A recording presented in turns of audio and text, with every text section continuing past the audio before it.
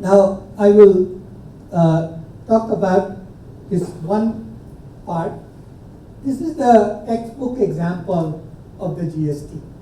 Now a lot of time, even when I ask our customs and excise, many of whom I have trained, I ask them that suppose at the manufacturing level the sales is 600, GST is 10%, so 60 is what they have to pay the government, right, at this level. Has the government earned 60 at this stage? And some of them will tell me, yes, government got the money. The reason why they say is that they are looking at cash accounting. पैसा आया तो receipt कर दो, पैसा गया तो expenditure कर दो. तो अभी ये साइड तो आया, but if you look at the balance sheet, then what happens? This 60 becomes the input tax credit of the next level, which is the wholesaler.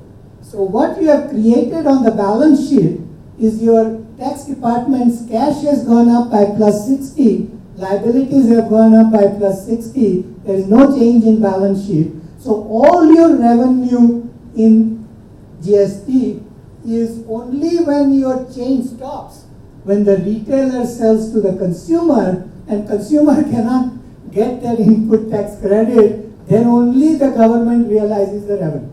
There are huge frauds around the world. Billions of pounds or billions of euros in Europe there's a fraudulent practices that are going on. So GST it allows you more cross-checking, auditing possibilities, but it is not self-enforcing.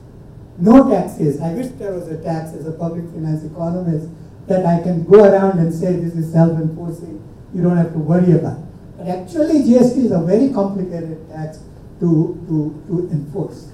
Now in the remaining time, I won't go into special issues like agriculture. Everywhere these are the problems, areas for which special provisions have to be made.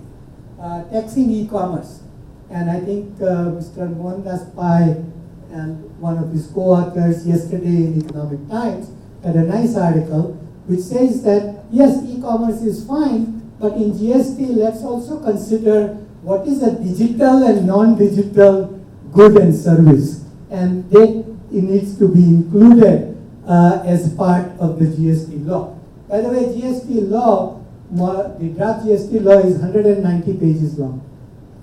It's really very, very complex tax. And I had to go, I've got many friends who are chartered accountants, so I told chartered accountants, please help me and tell me what is in the law. And that some of the questions that I had, because I can't understand some of the technical language of the law.